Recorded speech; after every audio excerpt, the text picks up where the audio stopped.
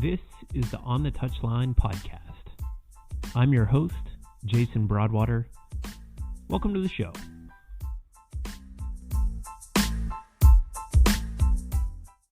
So I started this podcast about a year ago, and if you haven't heard about Anchor, it is the easiest way to make a podcast. Let me explain. So it's free. There's creation tools that allow you to record and edit your podcast right from your phone or your computer. Anchor will distribute your podcast for you, so it can be heard on places like Spotify, Apple Podcast, and many more.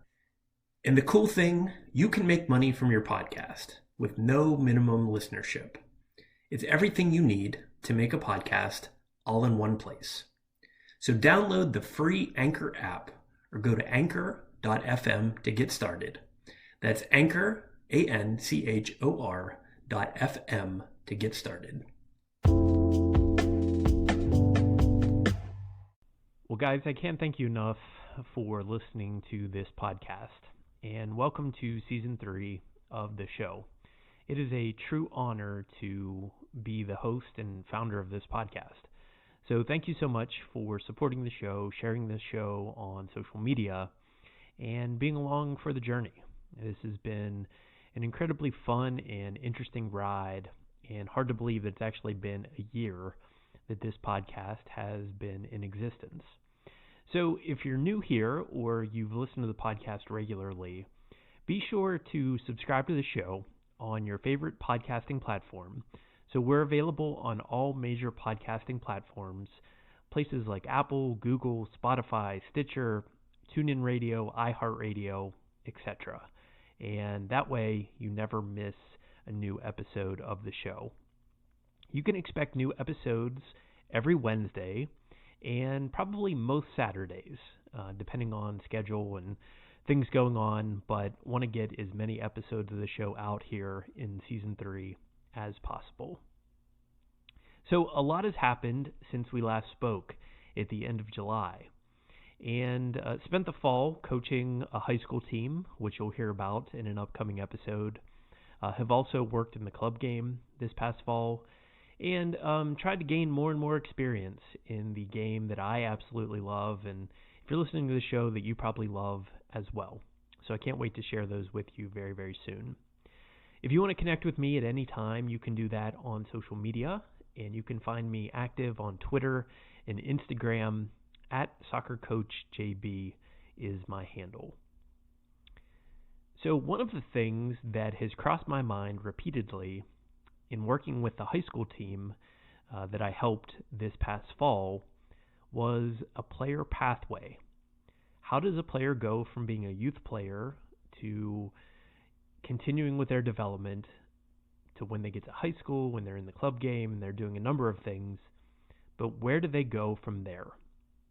And I think for a young female athlete, there are probably more options, or I should say there's probably a more clear-cut path of what a young lady or young woman should do when it comes to a player pathway, right? The college women's game is still very relevant in 2019 when it comes to developing young female players. However, it's a little bit different on the male side and a little more complicated when it comes to figuring out what exactly a young boy or a young male athlete should do when it comes to the game of soccer. Should they try and develop their talents here in the U.S.? Should they go abroad? Should they try and latch on with an academy in Europe? A lot to think about. And the more and more that I thought about this, I actually began to kind of dig into this idea of a player pathway and what clubs locally here in Pittsburgh support such an idea. So something sort of fell in my lap in the midst of searching for this player pathway fascination that I've developed. And the Pittsburgh Hotspurs, a club here in Pittsburgh, is the only club locally that has both a male and female player pathway for players that start as youth or in their academy to go all the way to a first team.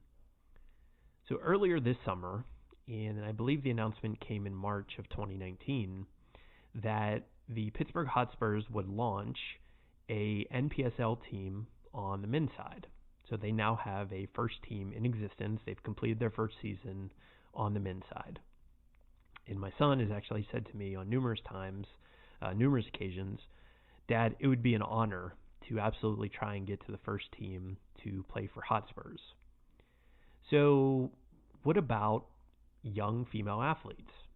And what about young women? Where is their player pathway? So the Pittsburgh Hotspurs, again, are trailblazers when it comes to this idea here in Pittsburgh. And they've actually created the first player pathway for female athletes.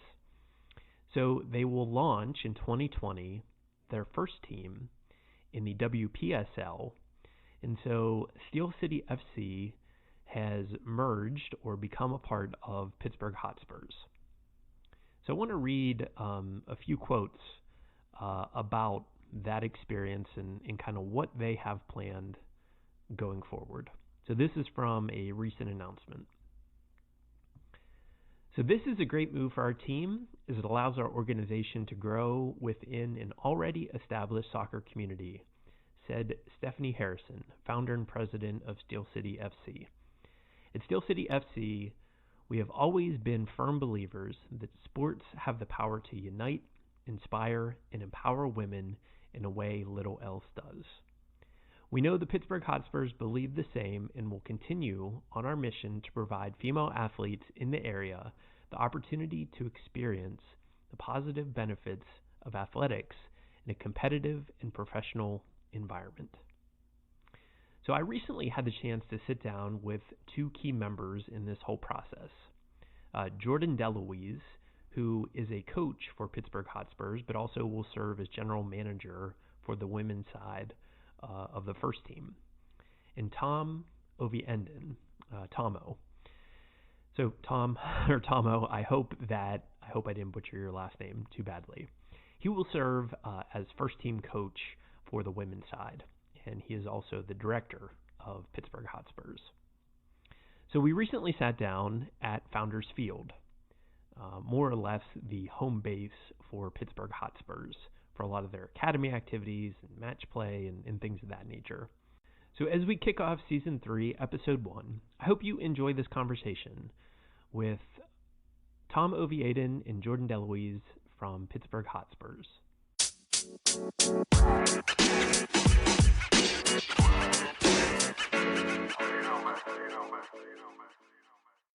So I know I'm going to mess up both of your last names, and I just call you Tommo. Jordan has an apostrophe between the D and the A. That's not true. Anywhere you see that written, it's not true. Tommo put my last name wrong all over the internet.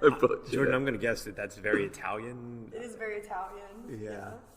But go ahead. We'll start by having you guys introduce yourselves and tell the audience just a little bit about who you are, and we'll go from there.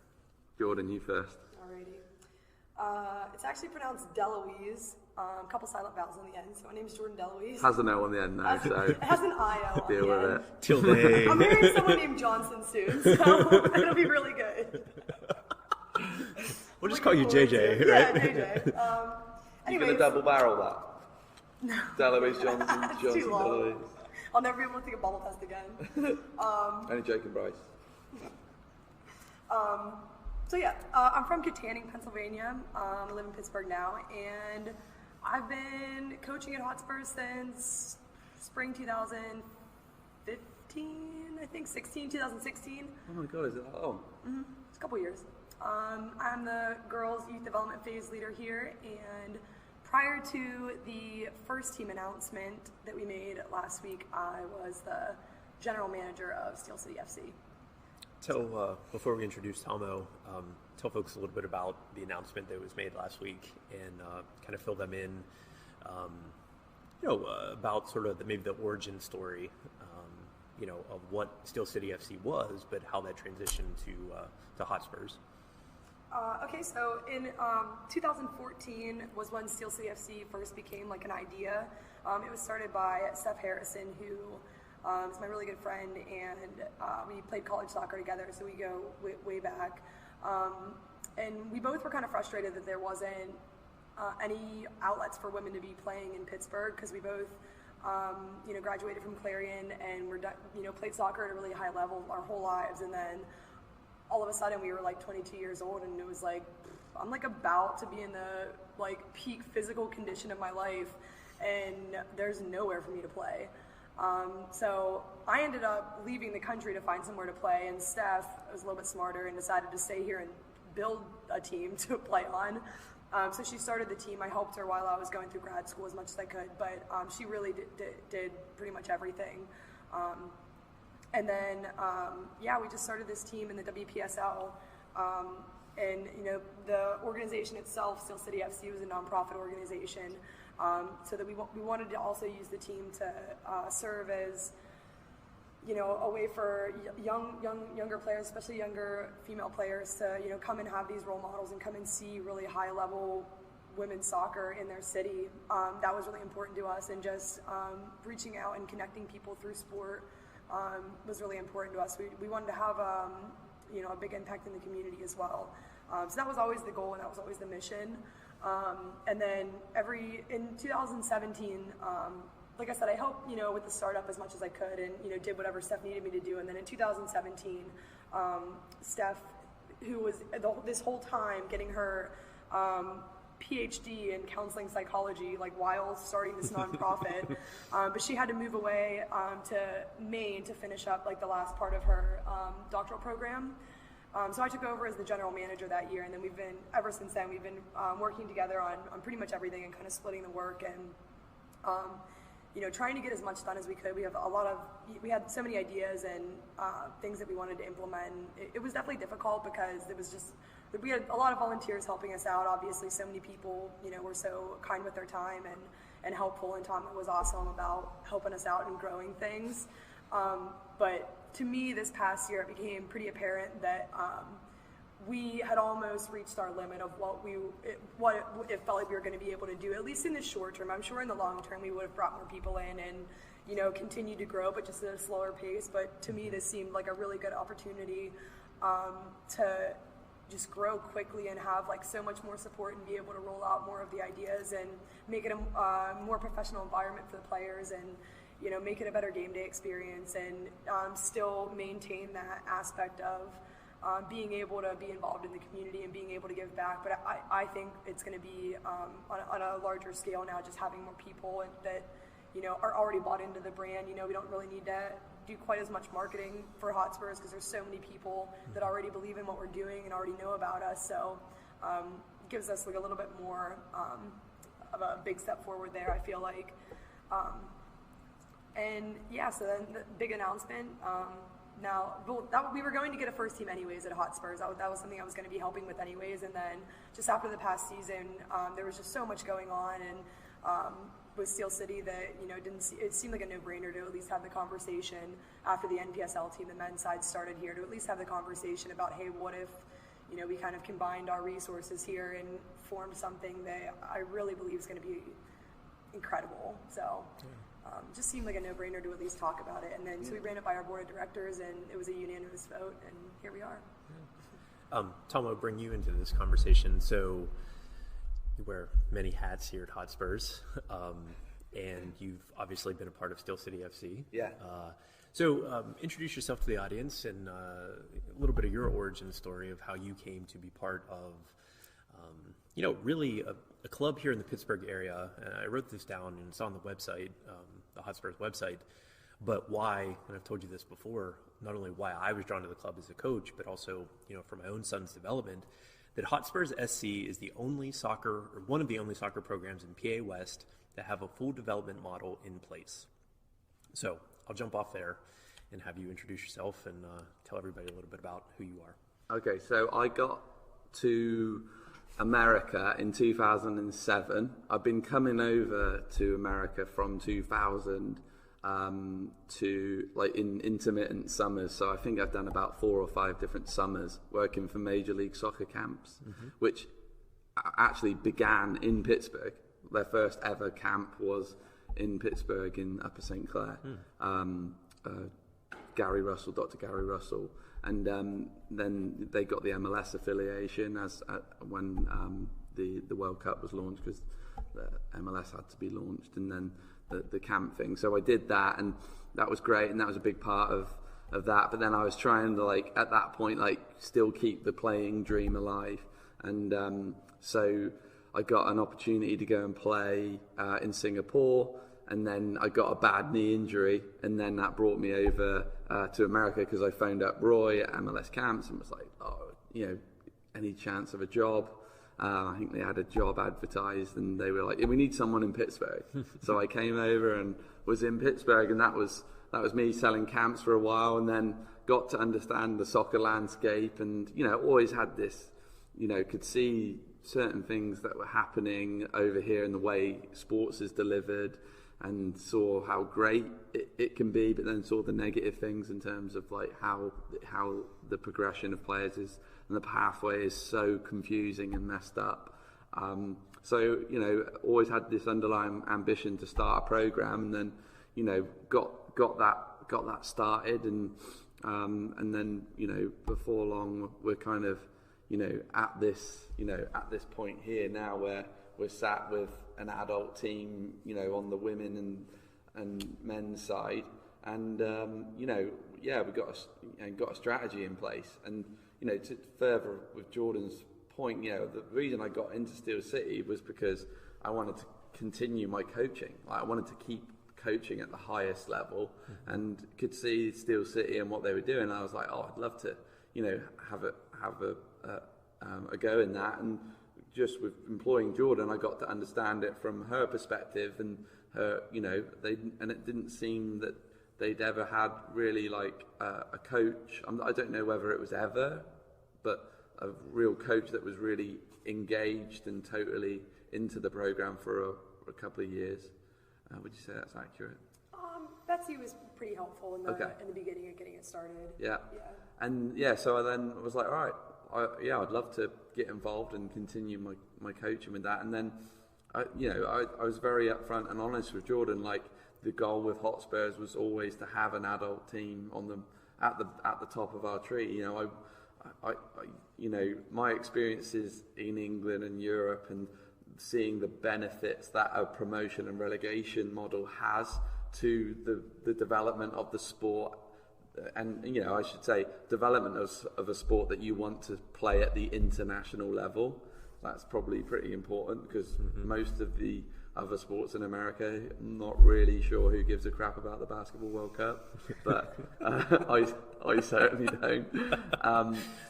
So if you want to be at the highest level of an international sport, at the international level, you need a system, like this, a team sport. Anyway, you need something where it's a benefit for local clubs to grow their own talent, and that's been a driving force behind everything I've done. And I don't want to go into a promotion relegation podcast. I'm sure we're going to have a 10-hour one about that one day. But that's been the underlying ambition and passion. Like, we want our kids to have something at the top of our pyramid to engage them and give them something to aim for. Regardless of your level, we want you to move up and challenge yourself to constantly be better. So we've got to have a level at every level, well, to do that. I think something that I'll come back to as a coach and just as a parent here in the U.S. that we can only control what we can control, right? The federation, the U.S. Federation, is what it is. MLS is what it is. NWSL is what it is. We can only make our little piece of the world a little bit better, right? So to have a player pathway that if a young player comes in at a U6 level, and I was telling Jordan this story before we started, that so we were here, so we're at Founders Field recording this podcast, and it was probably halfway through the fall season, and my son was using the restroom before training session, and he said to me, Dad, he goes, I want to play in the first team. And that was, I mean, not only as a coach, sort of a proud moment, but it was a proud dad moment, because he understood the importance of there is a way I could get there, hard work, determination, putting in extra hours, loving a soccer ball, that sort of thing. but there's a destination, right? It isn't this, what you said, sort of this minefield of, well, I could go here, I could go there. Actually, you know what? If I'm a parent of a young kid, I would probably go to Europe and stay away from U.S. altogether. That's just me. So talk a little bit about, for both of you, a player pathway. What does that actually mean? Because in my experience, most clubs say they have it, but in reality, when the rubber hits the road, most clubs actually don't do what they say they are supposed to be doing. So what does that actually mean? Well, I think just having those teams in place, the fact that your son, would you say your son is 9? He's 9, yeah. 9, yeah. The fact that a 9-year-old can go and see the first team play wearing like the same jersey, the same badge that they wear or will wear. And I just think kids need to see it. That's kind of, my thing with everything. Like, you can say that you do this, you can say that you do that, but show me, Yeah. So I think that's the biggest thing, is that kids can see it. Yeah. And it should mean more. Like, I think that's been one of my driving motivations, is that the badge you wear, a lot of the clubs in Pittsburgh, they're just a collection of teams that happen to wear the same colour uniform on the Saturday. Yes. And there's not really that club, that club feel. I think the club I was at before this, they'd lost that a little bit. They were there, they were getting to that point, but they'd lost that kind of family kind of feel, and that club idea that once kind of existed there. But I think coming down to the player pathway, the pathway was so confusing. It still is so confusing, and we're just trying to do what we can to make that a little bit clearer. Understanding that there are different pathways, there are different ways that each player could end up going. There could be a genuine, pro pathway, which, like you said, is probably to go to Europe, and get into an academy there. So it's forging relationships and things like that and making our program good enough where we can develop players of that level. But it's having a path for each player as we go up is critical, and trying to make that as clear as we can for those players along the way. And my hope is that loads of clubs do it.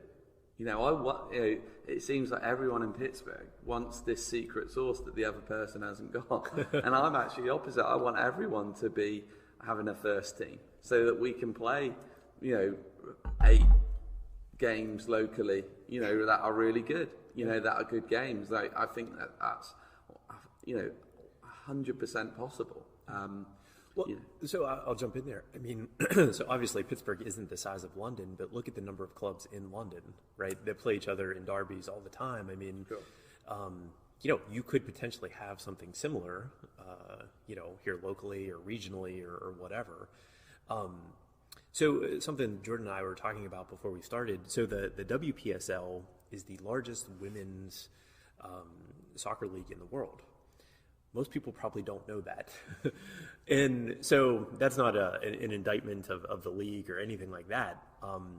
But what does it mean to play in the WSL? Who are you playing against? What does that look like in terms of a regional, a national, type of competition? We were in a new conference last year. The year before, we were in the Ohio Valley Conference, and we played teams in Cleveland, Detroit, Ann Arbor. But then this past year, it depends on the number of teams kind of in the area and where everybody's at. They try and make it so travel is pretty much as doable as possible for each conference. So last year we were in the Keystone Conference, and we played a lot of teams out in the Philly area. That was pretty much Eastern PA. The closest game was Hershey. The closest away game was Hershey. So everybody else was pretty much, it was Penn Fusion was out there. Everybody else was pretty much out towards Lancaster, Philly type area. So they weren't probably super happy to have one team in Pittsburgh. Right. Because they were all within an hour the year before. Yeah. But whatever. It is what it is. It is what it is. Yeah. But it would be awesome to have, more teams in between here and there, just, continuing to grow. Because there is a lot of good soccer in Pennsylvania. And The one thing that blew me away about the WPSL my first year was like our conference then was stacked. I mean, like the level was incredible. It far exceeded my expectations in terms of the level. You know, it's amazing, super good. You know, so that's kind of exciting, and it just seems to be there's so many like renegade leagues in America that are, you know. Why can't they just all be one? You know, then and they work their level out. You know, like that would be, you know, that is the dream, and I firmly believe it will happen one day. I'm convinced of it. You know, there's a part of me that thinks in a secret room somewhere that's already been agreed on, but who knows? We can hope. I hope you're right. But the WPSL is brilliant. I mean, it's a really good level. Its purpose is to serve as a summer league for colleges primarily. That's kind of like its foundation. But as more generations have gone on to play the game, I think there are more people now that have a 9 to 5 that want to play the game more. You know, that want to continue it. Coming back to the pathway thing is something that I thought of, then blanked out once Jordan started talking. But you know, one of the other fundamental reasons we're doing what we do is that you can play in the Premier League at 16. You can play at the highest level in the world when you're 16. It happens all the time, you know, and it's, you know, there's even been kids that are 15. So it's not a sport where you have to be physically developed. You don't, that where you have to be you know, an absolute monster. Like in basketball, if you're 10 foot, it helps because the goal is 10 foot. You know, and in American football, you have to be a physically developed monster to be able to play at the highest level of that game. Soccer is that outlier sport. You know, the goal is low and it is high. It's got different you know, different outcomes required from it. So, you know, there's no reason why I played with adults when I was 16. So why can't American 16-year-olds play at adults when they're 16? So I think the league will, and it's already starting to generate more opportunities, things that I haven't even considered. You know, it gives us a potential route way for players, for kids that aren't ready for college, to delay going to college, go and work at Starbucks, go and work in a bar for a couple of years, see the real world, find out what they're truly about, play football for us, chase that dream for 2 or 3 years. Sure. And there's lots of, you know, there's loads of time to go to college. You can, you know, you know, if I went to college now, I would have gone for something different than what I would have gone for 100%. When I was 18.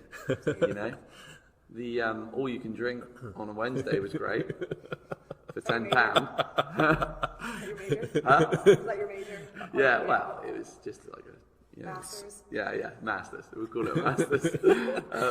But most people get better at college the longer that they're there. I got worse. Yeah. No joke. My senior year, I'll show you the transcript. But look at the My gamble. grades were awful. Like, look at the price it is. Yeah. Look at what you're actually doing. Like, there's this classic mentality or structure in America where you're not a good person if you don't go to college after high school. Go to school, go to high school, go to college. Now you're a good person. Yeah. Well done. Yeah. You know, it's well, the three of us came from a generation where that was very much a part of the DNA, right? And that my wife and I have this same exact conversation, you know, at our house, that I don't know. I think I'm going to be a little more discerning as our kids get older in terms of helping offer guidance to them. For me, I mean, my mom and dad said, you're going to college, not negotiable. You know, looking back on it, I would have picked a different major, may have picked a different school. You know, I had a great experience, but I had no clue what I was doing. Right. No clue what I was doing. I mean, it's luckily that I'm still here, actually, I think. So yeah, I think we rush. Maybe this touches on development a little bit, but you know, development is truly this lifelong thing that I don't know any 18-year-old that has it all figured out. I've never met one, you know? Right. I mean, I think that's impossible. And like you said, if they could play a little bit, maybe they're ready for the college game, maybe they're not. You know, who knows? So, Yeah. So, something that, I find really interesting. So if you, depending on what club you watch, internationally, that clubs are known for their style of play, right? And that they're good at attracting, certain types of players that maybe fit that style, right? Or philosophy of, here's what we want to do as a club. And I see this at the foundation phase that I've been a part of, here at Hotspurs, but also it goes up, through the different other phases that we have. What does that mean? And what does, having a club philosophy or identity, how does it go sort of bottom up versus maybe top down in terms of, or maybe it works both ways, to feed that first team. We're developing players that look like, X, Y, and Z when they get to the first team. I think since there are, like you mentioned, there's so many different ways to play, like having this phase model in place, like again, goes back to like my point earlier about the kids are able to, see, like it's not like they go from the foundation phase and then go and play in the youth development phase, and it's a totally different style, and everything they learned at the foundation phase they are no longer using. I think it makes it so much easier to layer on, new aspects of the game and new, ideas. Whenever like the foundation and like, what we're trying to accomplish is staying the same the whole way throughout the club. Kids, whenever the field's smaller and, they're playing 9v9, they're, playing out of the back and they're recognizing those angles and those rotations and things like that. I think that's, so helpful then when they do get on the big field and there's more players and, they kind of already have an idea on how that should look. And what their role is in relation to kind of where the ball is and things like that. I think that just seems like it makes the most sense for how you would want to learn anything, like learning like music. It's easiest if you just, are going in a sort of it's a linear learning process, I think, Yeah. Yeah. I mean, like when you can pull back all the layers of football, and it comes down, at the end of the day, it comes down to what you're trying to do and what are your principles and what are you trying to do as a program. Literally in Pittsburgh, most clubs right now, the strategy is, how long can I keep this team with this coach for without the parents getting angry? I think that's most clubs in the city right now is that idea. Because if everyone's happy, great. But for us, what we're trying to do is develop great kids, great people, and great players. And I don't want them to be mini Tommos as much as I don't want them to be mini Jordans. So we want them to develop with different characters along the way, but then also make them move the game forward. I don't want a kid to play the way that I do, and people that know me will probably laugh. They'll be like, yeah, you definitely don't want to play the way Tom does. Like we want them to push the game forward, and only they can do that, because otherwise the game's not going to move forward. Yeah, if they just play if they just play the way that we want them to play, this structured way, they'll never move the game forward. So that's why we put this development model in place, where the kids get passed through phases and they get different layers as they go through the right time. But then, like, coming back to the way we play, like the actual football piece of it, that's just an opinion. Like, that's our way of the game. It took me a long time to really unpack that and understand that, because there's this idea that a possession, positional play model is you hear it all the time, don't you? Oh, they're playing the correct way, the correct way. I'm like, well, why is it correct? That's just another way to play. It's the way I lean towards. That's a structure and a game which I feel gives your players. I feel it gives you the best chance of winning games. But then I also believe, as from an educational perspective, this positional kind of model creates more complete players, because they're considering space and time, and not just this idea of getting it as close to the goal as quickly as possible, which is a perfectly okay strategy. It is a perfectly okay strategy, but I like the outcomes of considering space and time on all these questions that it kind of poses to the kids and how it makes them think more. And and then that goes along with life. If they approach soccer that way, and then they approach that in their life as well, like they're going to approach things more methodical and think more. I think we create better kids that way. I think we create better people. Decision makers. Yeah, I think that's better for our the economies that we're about to prepare them for. It's better.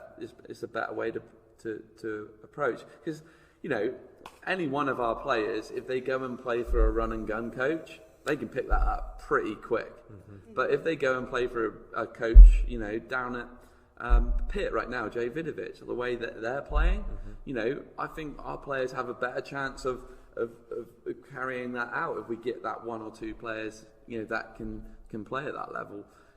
I think we're putting them in a better place to be able to perform that level way of playing, but then also a run and gun style. I think they'll be able to do both of those. So I feel we're just preparing them better for the future with the way that we've decided to put out, our version of the game. I think I always come back to the word adaptability, that any player that I've ever had the ability or privilege to train, that I want them to have the adaptability to understand the situation, right? And so there are times being able to play a possession-based style is very appropriate, right? And to, sort of methodically wear a team down. But there are times, and you see this maybe, with Ajax or Liverpool or, some of the other big clubs that are out there, that they understand situationally what to do and when to do it. And that's what makes them different, right? Barcelona. And for me, that tells me that they are creating smart, very smart footballers. I think we would all agree that that is what we ultimately want. Because I don't think we want one-trick ponies, right? That just only can do a certain thing, and can only, this is all we do, but maybe circumstances in a match have said, we have the inability to adapt to that. We don't know what to do in those situations. And for me, that adaptability to understand what to do in the situation, when to do it, I think it's probably undervalued. And it sounds like maybe that's something that, that you're looking for, from players and as we develop them, as part of the club. So going slightly a different direction. I'm sure both of you spent quite a bit of time watching the Women's World Cup this past summer. I know I did. It was awesome. Lived and died with every play and every touch. Talk a little bit about, in a broad sense, what that means. And where I'm going with that is, for me as a young footballer here in the U.S., there weren't many idols to look to, right? So if I'm looking to say, like, I want to be like, insert name of famous, footballer. I mean, Alexi Lawless. Yeah, okay, I'm not so sure. Tony Mayola, because I was a goalkeeper, maybe. And so you see these players back when I played that were sort of gritty and determined, punched above their weight class for sure, but whatever, they were okay. And didn't have a ton of exposure to the international game just because it wasn't shown a lot here, in the States, and you really had to dig deep if you wanted to find it.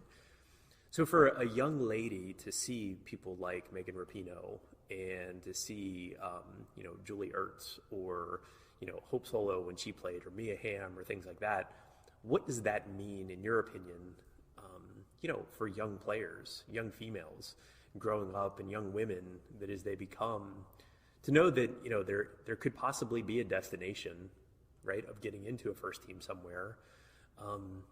What would you say, from your experiences? Well, I mean, there's just like a ton of research out there that just proves that seeing, for young girls to see women in, leadership positions, or to see them, playing at really high levels, or having any type of like that relatable role model, is so beneficial for them in terms of their, the development and their confidence, and their self-motivation, their intrinsic motivation.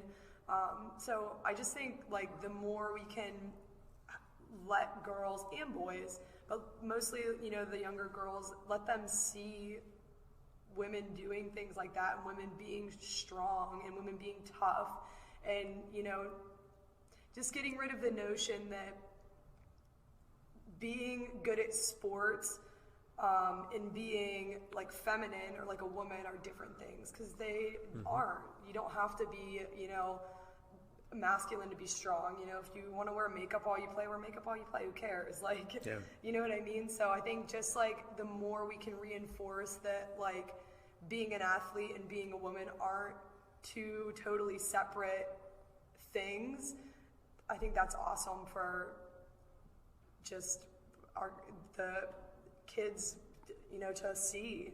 I mean, I think it's just good for, in terms of like the direction that you want the world to go. My wife, who knows nothing about football, and she would admit this if she were here, other than what she hears from me and our son, she loved when Marta from Brazil in the Women's World Cup came out, flaming red lipstick, right? And she was like, oh my God, she goes, I love that.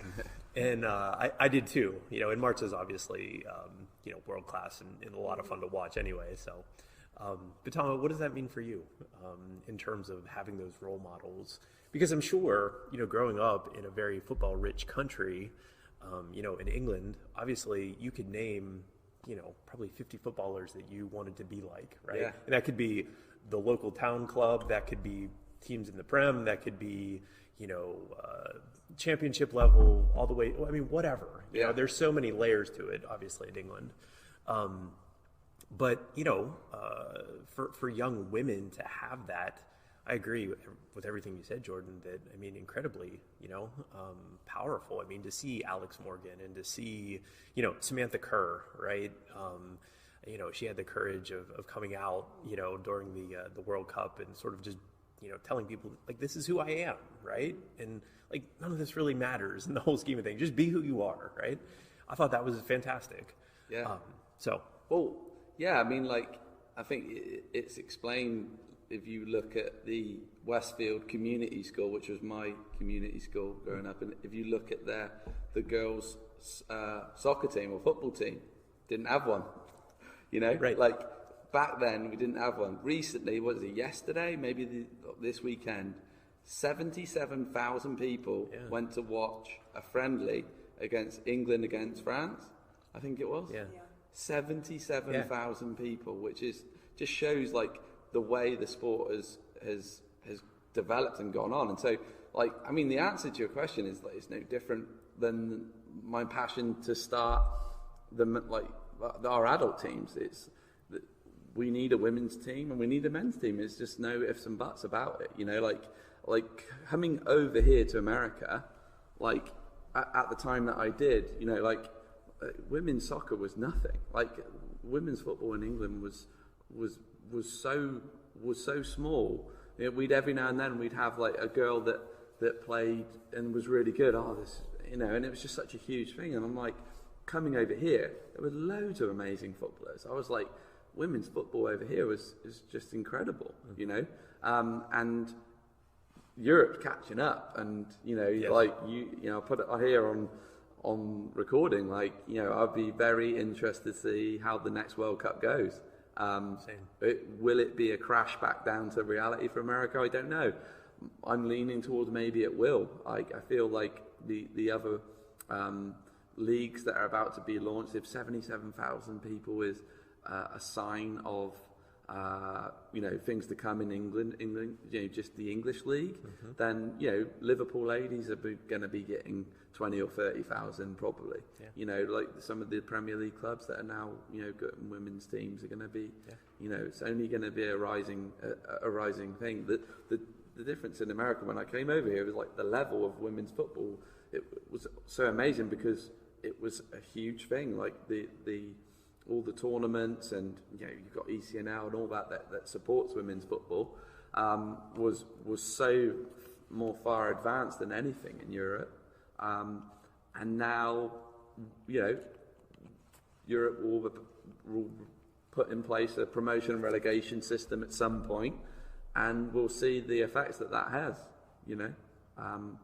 But yeah, I guess coming back to your original, it's the same. We want the girls in our club to have something to aspire to, just like the boys, just like the boys do. And I think that's really important, because I've seen the impact it can have, because the level that we can have with the WPSL with the regional leagues is excellent. So getting kids exposed to that will be excellent. Will be a massive thing for their development.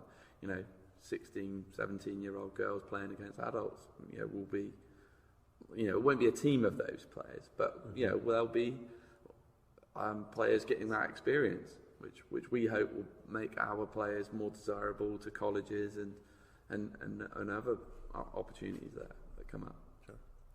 So how do you define success going forward?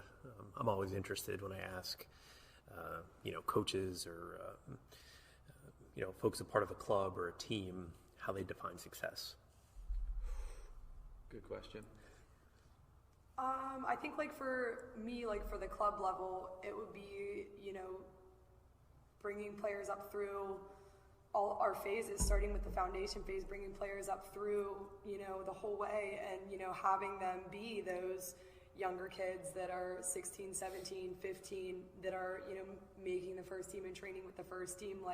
I think, having that proof that, hey, this is working, I think will just snowball for, more players who see, the more that, again, back to having good role models, the more that they see, the younger kids see that happening, the more of a reality it becomes for them. And, I think they train harder on their own outside of practice, and, they learn discipline, and they learn hard work, and they learn, all of the competitiveness. They learn all these things that are so important in soccer and in life.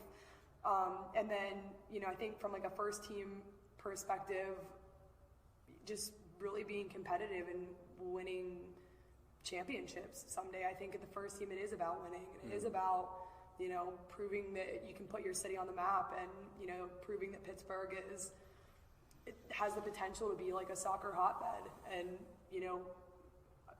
hopefully have a pro team someday. That'd be awesome, a women's pro team. That, to me, is for the first team is success. I think, great answer.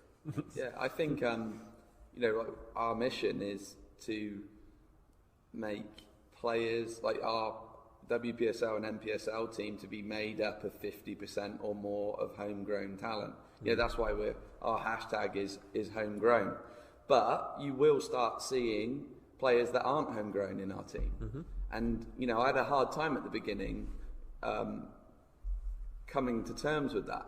But because I was like, well, if we're saying we're homegrown, why would we have players that are coming from England or somewhere else to make up the team? Well, my point is that we want that first team to be as good as possibly possible to give the kids going up into it a challenge. You're not just going to get in because you wear a Hotspurs shirt. The best possible players will play in our first team, and that's what for me will be the success of it, is how many of our players that we've grown from the foundation phase will end up in the first team and play in the first team. I think, Barcelona did it in 2000 and, a Pep era team. Yeah. The whole team were academy graduates at La Liga level. So that will be success for me, is how many of these players can go out. We had, a couple, I had 2 or 3 or 4 players that played at some minutes at the NPSL level that had been with us since, U10, which was great. So we've already started that happening. They can go to,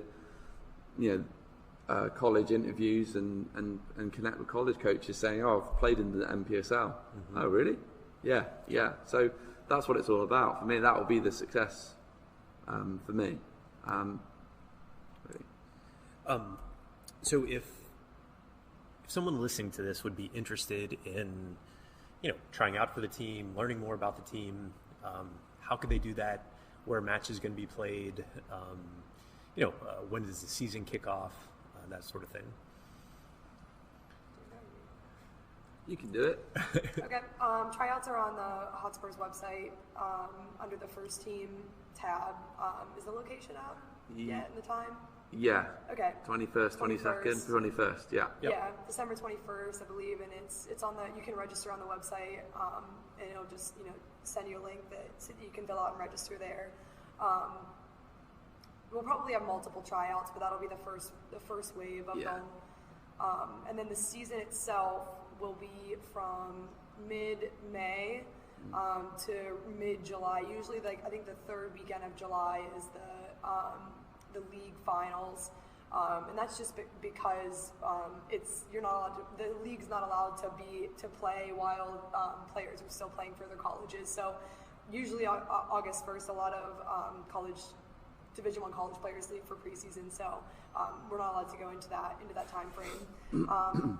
But yeah, so that'll be the season, and games are going to be most likely here at Founders Field, which will be turfed. Yeah. Can I say that? Yeah, sure. Which will be turfed, which is going to be super awesome.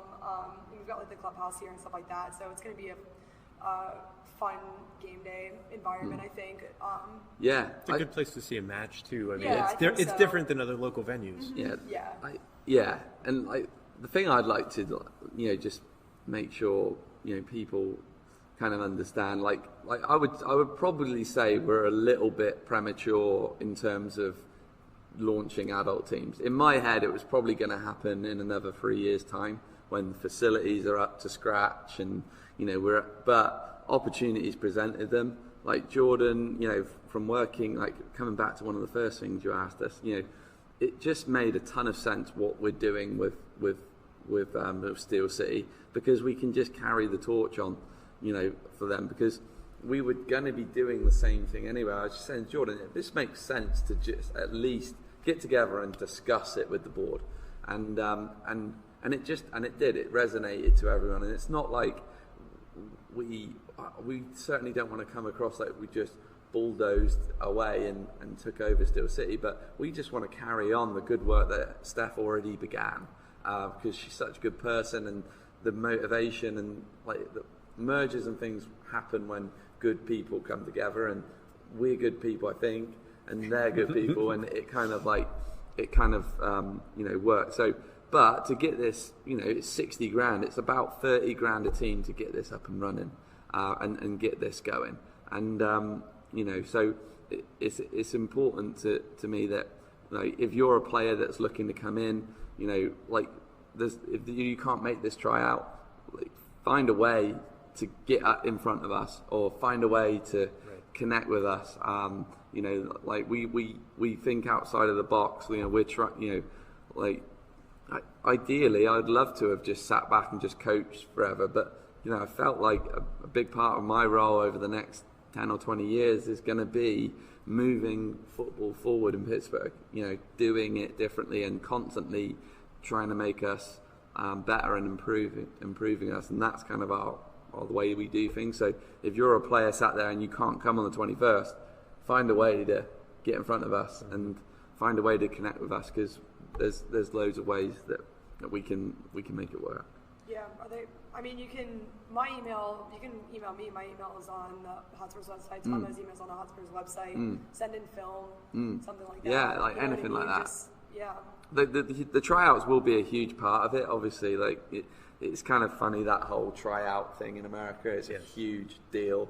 I just think it's hilarious, because you're making these opinions on players over an hour and a half. But if you can create your best case of why you're good and show us, that helps. That certainly helps, and with it. But even on top of being a good player as well, it's important.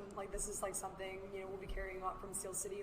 It's important that you're invested in the club itself and invested in the team itself, and that is being present in the community, and that is being someone who other people would want their kids looking up to, and just in terms of being the total player, total person that we would want to be in our club as well. Yeah. So Yeah, definitely. Yeah, it all ties together. I mean, it's, the product on the pitch, but it's also what are they like as people, like you said, when they're in the community, and the likelihood of a young woman or man, meeting some of their heroes someday, it might be a stretch, but they could meet somebody that plays locally, right? And look up to them and go, God, like, so-and-so is a fantastic goalkeeper. They're a, unbelievable defender. My son likes scoring goals, so he always pays attention to the strikers that, man, they, just got this crazy ability to put it in the back of the net or something like that. So, but again, it's letting people know that's happening on the local level, right? They can look nationally, they can look globally, but sometimes it's in their backyard. Yeah.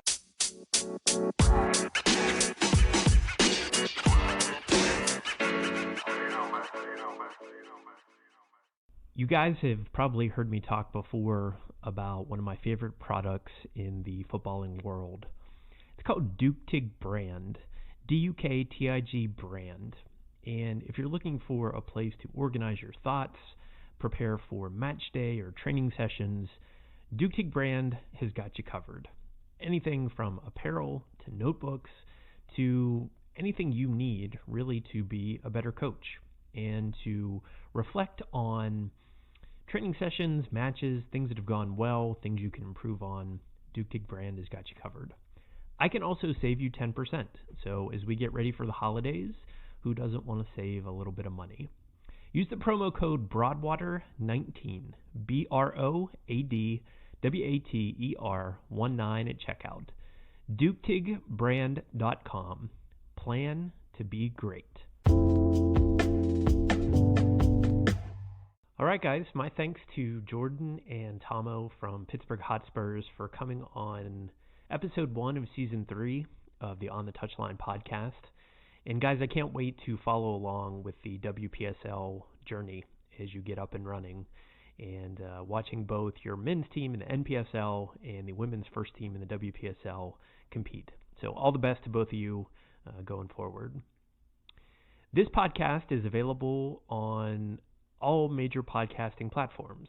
So my challenge to you, tell a friend, whether it be through social media, word of mouth, or someone that you happen to interact with in the footballing world. And if you listen to the show on Apple Podcast, I need you to go there right now, leave a 5-star rating and a review about the show. That helps more and more people when they search football or soccer podcast that the On the Touchline podcast comes up in their search. So that would mean the world if you could go there now and do that as we close up shop. You can expect new episodes of the show Wednesdays and most Saturdays throughout season 3.